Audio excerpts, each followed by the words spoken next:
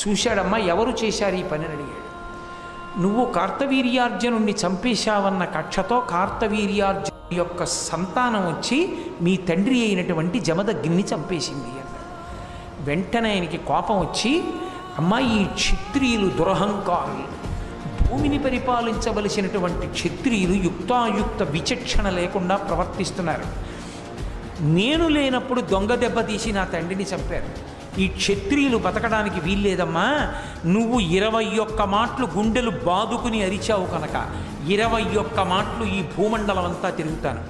క్షత్రియుడన్నవాడు కనపడితే చంపేస్తాను. గర్భస్థ పిండమై ఉన్నా కూడా విడిచిపెట్టను, శిశువైనా కూడా విడిచిపెట్టను. క్షత్రియుడన్నవాడు ఈ భూమి మీద ఉండడానికి వీల్లేదు.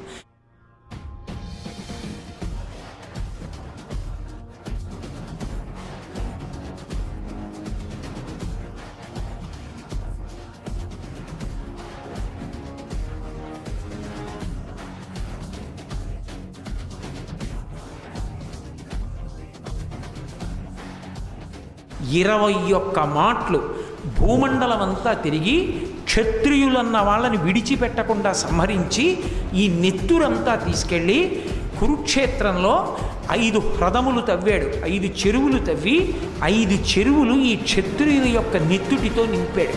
5తోటి నెత్తురు తీసి తండ్రికి పితరులకు తర్పణం చేశాడు. అది ఆవేశం.